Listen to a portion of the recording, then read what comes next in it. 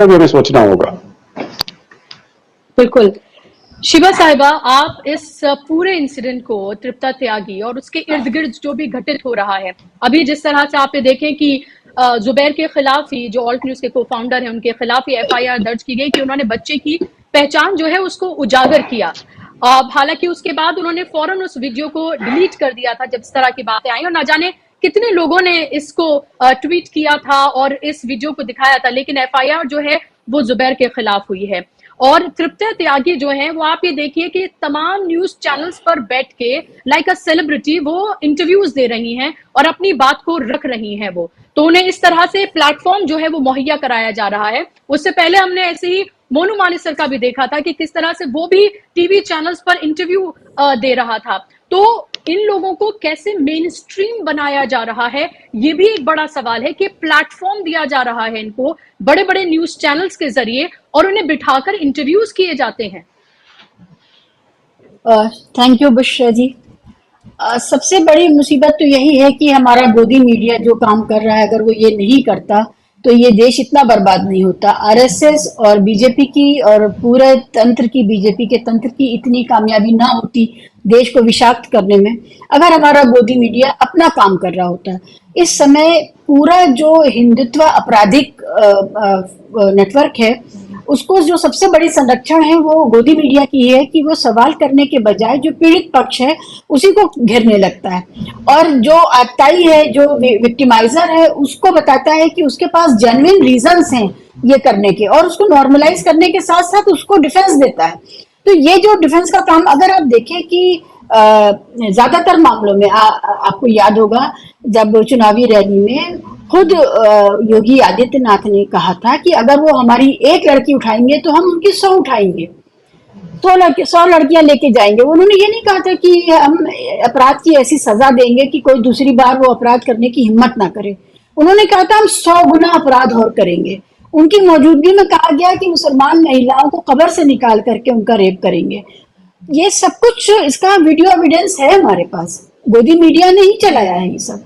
इसके साथ में जब आप देखते हैं तो वही तो मुख्यमंत्री हैं, उनके यहाँ ये कैसे मुमकिन होगा कि एक पिटाई करने वाली जातिवादी धर्मवादी महिला के खिलाफ कोई कार्रवाई हो। उत्तर प्रदेश में बापू का पुतला बना करके उसमें खून भर के और उसमें गोली मारी गई और उसको वायरल किया गया। तो ये सारी चीजें हैं, लेकिन जो आज का ये सवाल है कि मुसलमान बच्चों के साथ हो क्या रहा है अलग अलग इंस्टीट्यूशंस में, खासकर स्कूल्स में और कॉलेजेस में, ये बहुत बड़ा सवाल है।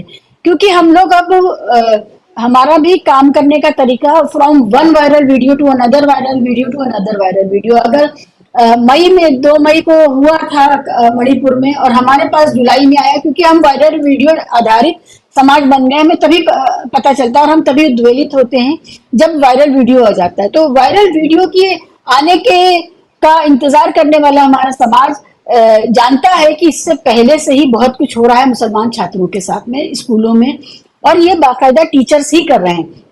और ये मुझे ये लगता है कि जो ड्राइंग रूम्स में बैठ करके जो चर्चाएं घरों के अंदर हो रही हैं हिंदू समाज में, उनको ये बात देखनी चाहिए कि उनके यहाँ हो क्या रहा है। क्योंकि ये मामला एक भांग की तरह या एक नशे की तरह पूरे समाज में फैल गया है, और ये बिल्कुल वही है जो ज्यूज के साथ जर्मनी में हो रहा था 30s में 40s में, उनके साथ भी बिल्कुल यही हो रहा था। और बाकायदा आपको याद होगा, अगर आप मुझे इजाजत दें, मैंने उसको निकाला है कि एक लेटर लिखा कि किसी सर्वाइवर ने, और उसमें उन्होंने लिखा, I am a survivor of concentration camp, my eye saw what no person should witness, gas chambers build by learned engineers, children poisoned by educated physicians, infants killed by trained nurses, women and babies shot by high school and college graduates. So I am suspicious of education. My request is, help your children become human. Your efforts must never produce learned monsters, skilled psychopaths, or educated Eichmanns. Reading, writing and arithmetic are important only if they serve to make our children more human. तो ये जो message था जो हमें concentration camp से और Holocaust से मिलता है वो यही है। और भारत अब आखिरी पायदानों पर खड़ा है। ये हो सकता है कि भारत में नस्ल कुशी के लिए गैस चैम्बर्स ना बने, उसके लिए यहाँ पर उस तरह के वो चैम्बर्स बनाए गए हैं जहाँ पर सीए एनआरसी करके असम में लोगों को जो रखा गया वहां पर उनसे फ्री लेबर करवाया जाता है, प्रिजन लेबर करवाया जाता है, जो बाड़ों में बंद किया गया। यहाँ पर उस तरह की व्यवस्था है क्योंकि अब दुनिया में डिजिटल दुनिया है, इंफॉर्मेशन क्रांति हो चुकी है, सूचना क्रांति में आप इसको छुपा नहीं सकते। और तकरीबन जी 60 के आसपास मुस्लिम बाहुल देश हैं और उसमें जो जिनके साथ भारत का मामला है, खासकर विनिमय का, खासकर उसका एक्सपोर्ट इंपोर्ट का और import of gas, natural resources, gases, petroleum का, तो हो सकता है कि गैस चैम्बर्स वैसे ना बने, लेकिन स्लो बर्नर पे लगातार पिछले 10-12 साल से आप देख रहे हैं कि ये चल रहा है। 8-9 साल से बहुत तीव्रता से स्टीरॉइड्स पर है ये व्यवस्था। और इसमें मुझे ये बात जरूरी कहनी है कि भारत के मुसलमानों के साथ जो आप कर रहे हैं, जबकि भारत का मुसलमान किसी से कम टैक्स नहीं देता है, वो उतना ही टैक्स देता है जितना कोई भी देता है, लेकिन हमारे टैक्स से चलने वाली ये व्यवस्था हमारे लिए अवेलेबल नहीं है। ये पुलिस हमें इंसाफ नहीं देगी, ये पुलिस हमारी सुरक्षा नहीं करेगी, ये जुडिशरी हमें इंसाफ नहीं देगी, ये पूरा तंत्र जो इलेक्शन कमीशन में आपको पता है कितने करोड़ लोगों के आईडीज हटा दिए गए और उसमें सबसे बड़ी तादाद मुसलमानों की है। ये पूरा तंत्र, इन लोगों की तनख्वाहें, minority affairs minister Smriti Irani, महिला और बाल कल्याण मंत्रालय स्मृति ईरानी, इनका जो मंत्रालय चल रहा है उसमें हमारे टैक्स का पैसा भी है, उसमें मुसलमानों के टैक्स का पैसा शामिल है, ठीक है, लेकिन ये हमारे किसी काम के नहीं है, ये हमारे विरुद्ध काम करेंगे। जो रेमिटेंसेस भारत में आते हैं फॉरेक्स की शक्ल में खाड़ी के देशों से, वो मुस्लिम देशों से आते हैं, वहां पर उनको ससम्मान रोजगार मिलता है, कोई वहां पर उनको मार के भगा नहीं रहा है। उन लोगों से अगर कोई पूछे कि भाई आप बीजेपी को चुनेंगे या अपनी इस नौकरी को चुनेंगे, तो वो लोग जो वहां से बैठ करके बीजेपी को सपोर्ट करते हैं वो बीजेपी को नहीं चुनेंगे, वो वहीं रहना पसंद करेंगे, वहीं कमा करके घर भेजना पसंद करेंगे। तो मुस्लिम देशों से जो रेमिटेंसेस आ रहे हैं, फॉरेक्स आ रहा है, उस पर भी आप नजर रखिए। उसके अलावा कॉन्स्टिट्यूशन डिफेंडर्स के तौर पे इतना कुछ मुसलमानों के विरुद्ध हो रहा है, लेकिन बदले की कार्रवाई में किसी मुसलमान ने किसी को एक चांटा नहीं मारा है। आप ये देखिए, ये बहुत जरूरी बात है कि हम अभी भी सिर्फ और सिर्फ इंसाफ की बात करते हैं। हमें इंसाफ चाहिए और हमें पीस चाहिए समाज में। हम इस बारे में बात कर रहे हैं एक मुसलमान होने के नाते कि देश में कानून का राज हो, संविधान का राज हो, संविधान की जो वैल्यूज है, जो कदरें हैं, हमें वो मुहैया होनी चाहिए जैसे बाकी सारे नागरिकों को और बहुसंख्यक समाज को है। लेकिन अभी जो बहुसंख्यक प्रिविलेज है, जो विशेषाधिकार है, वो इस बात को समझ नहीं पा रहा है कि आप अपनी नैतिकता तो खो ही रहे हैं, लेकिन सारे विश्व में आपको जिस नजर से देखा जा रहा है, बहुत मुश्किल हो गया है भारत के हिंदुत्व के ऊपर कड़ी टिप्पणियां ना करना या उनसे नफरत ना करना। और ये सारा विश्व इसको देख रहा है और इस बारे में बात कर रहा है। वो लोग जो खुद अपने यहाँ शायद इतना ह्यूमन राइट्स के बारे में बात नहीं करते, आज उनको भी मौका मिल गया कि भारत के ह्यूमन राइट्स के बारे में बात करें। तो ये अपराधी और आतताई नाइंसाफी ये किसी को भी गुडविल नहीं देती है ला करके। आपने देखा कि जब तालिबान जो कुछ कर रहे थे और जो आईएसआईएस कर रहा था, उसका ठीकरा सारे मुसलमानों पे फोड़ा गया। जो हम अनकनेक्टेड थे, लेकिन हम भी डिफेंसिव होकर के टीवी चैनल पे आकर के उनकी मजम्मत करते थे और विरोध करते थे, और इस्लाम का टेररिज्म से कोई ताल्लुक नहीं हो, किस किस तरह से हमें आकर के मजबूरी में ये करना ही पड़ता था, करना ही चाहिए। तो ये बहुसंख्यक समाज को अपने इन प्रिविलेजेस के बीच में समझना पड़ेगा। जी बिश्रा। बिल्कुल, आपके पास मैं लौट रही हूँ। शिबा साहिबा हमारे साथ लगातार बनी हुई हैं। शिबा साहिबा, हम ये तमाम नफरतों को देख रहे हैं, लेकिन फिर ये सवाल उठता है कि अगर बदलाव लाना है तो वो इलेक्टोरली हो सकता है, पॉलिटिकली हो सकता है। जब तक हार और जीत का फैसला नहीं होगा तब तक इसको बदला भी नहीं जा सकता है। तो ऐसे में अभी फिलहाल जिस तरह से आप ये देख रही हैं, हम राहुल गांधी की बात कर रहे थे, राहुल गांधी नफरत की जगह मोहब्बत की वो लगातार बात करते हैं। फिर से ये कहा जा रहा है कि एक बार फिर से सितंबर के महीने में या हो सकता है 2 अक्टूबर को एक बार फिर से भारत जोड़ो यात्रा जो है वो शुरू की जाएगी, और इस बार सबसे ज्यादा वक्त जो है उत्तर प्रदेश में दिया जाएगा। और उत्तर प्रदेश ही वो जगह है जो दरअसल इस कम्युनल पॉलिटिक्स जो है उसकी सबसे बड़ी प्रयोगशाला है, और योगी आदित्यनाथ जो है उसके ब्रांड एम्बेसडर हैं और वो वहां के चीफ मिनिस्टर हैं।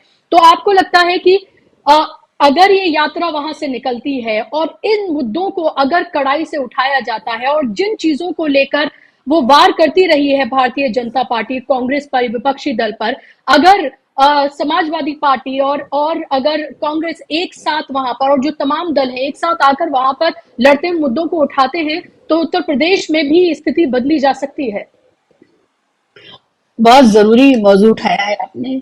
बुशरा जी देखिए, एक तो ये है कि उत्तर प्रदेश सबसे बड़ा राज्य है और उसकी वजह से जो वहां होता है फिर वही देश में होता है, ये वाली बात तो सच है। लेकिन जो बात आप ये बात कह रही हो, जो दीपक जी भी कह के गए हैं कि वहां पर एक लेजी विपक्ष है, काहिल विपक्ष है, और वो हसोड़पंथी करके पुअर जोक्स छोड़ करके सत्ता का सामना करना चाहता है और दिखाना चाहता है कि वो किसी भी तरह का विपक्षी दायित्व निभा रहा है। ये जब तक समाजवादी पार्टी को पार्टी ही मुख्य विपक्ष रहेगी उत्तर प्रदेश में, तब तक बीजेपी को देश से कोई हिला नहीं सकता है। जब तक भारत, और ये तब तक होगा जब तक उत्तर प्रदेश के मुसलमान समाजवादी पार्टी की गुलामी बंद नहीं करेंगे। कितनी भी परेशानी आ जाए भारत उत्तर प्रदेश के मुसलमानों को, लेकिन आपने देखा है कि टीपू यादव कभी कुछ नहीं बोलते हैं। आपने देखा कि कभी उनकी तरफ से कुछ ऐसा नहीं आता कि ये लगे कि ये इनको सत्ता में, इनके पिताजी को सत्ता में लाने वाले 19% मुसलमान हैं, 9% यादवों से नहीं हो सकता था।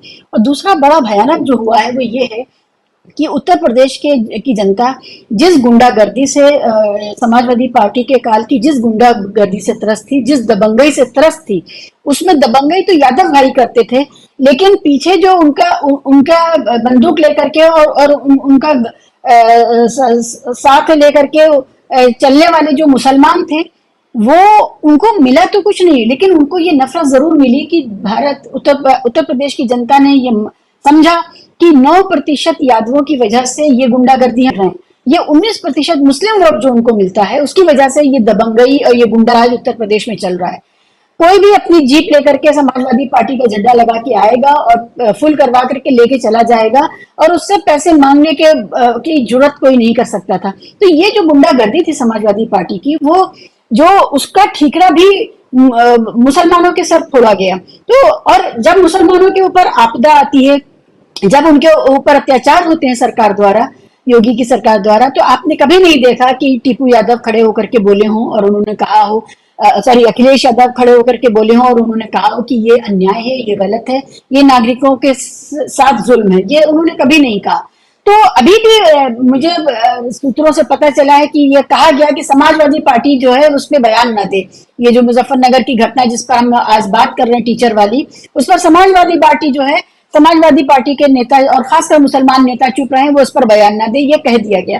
तो जब तक उत्तर प्रदेश के मुसलमान ये गुलामी नहीं छोड़ेंगे और ऐसी पार्टी को नहीं चुनेंगे जो जातिवाद ना करे, जो धर्मवाद ना करे, जो ज्यादा बड़े फलक की बात करे, और लगातार जो मेहनत भी कर रही है, मतलब प्रियंका गांधी ने लगातार मेहनत की। मैं आपको बताऊं, मैंने कभी कांग्रेस को वोट नहीं दिया है, मैं कांग्रेस समर्थक नहीं हूं, लेकिन जो दिख रहा है उस पर बात कर रही हूँ कि लगातार प्रियंका गांधी मेहनत कर रही है, लगातार राहुल गांधी मेहनत कर रहे हैं। विपक्ष के नाम पे बाकी के ये जो शहजादों की पार्टियां हैं, जिनको विरासत में पार्टी मिल गई, जिन्होंने उसके लिए ना पसीना बहाया, न जेल गए, न किसी भी तरह की मेहनत की, उनको, उनके रवैयों को आप देखें और इन दोनों बहन भाई को आप देखें जो मेहनत कर रहे हैं, जिनकी सादगी के बारे में, राहुल गांधी से जब मकान छीन लिया गया तो उनके पास कोई दूसरा मकान नहीं मिला जहां वो शिफ्ट हो सके, और ये बीजेपी सरकार कोई उनके पैन कार्ड और आधार कार्ड के आधार पे ये नहीं कह सकी कि देखो ये इतनी प्रॉपर्टीज के मालिक हैं। ऐसे लोगों की अगर के साथ नहीं आते हैं उत्तर प्रदेश के मुसलमान, तो वो डिजर्व करते हैं जो उनके साथ हो रहा है, वो इसी गुलामी में खुश रहें। और एक बात ये है कि परसिक्यूशन ये जो हो रहा है मुसलमानों का, ये अखिलेश यादव को मदद करता है।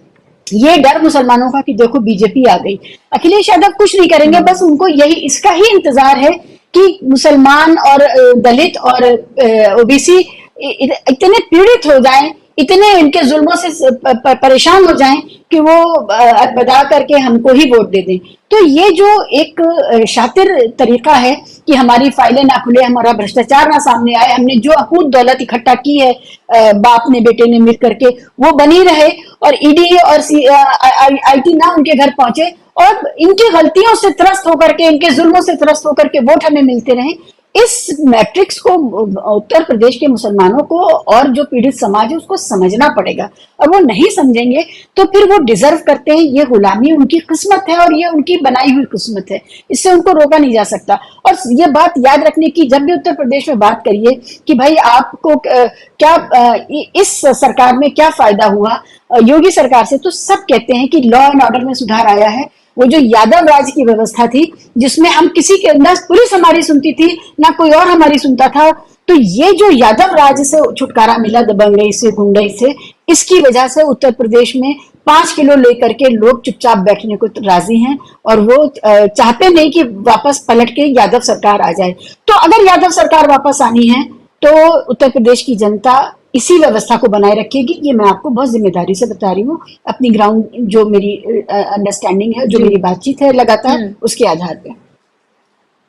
बिल्कुल, तो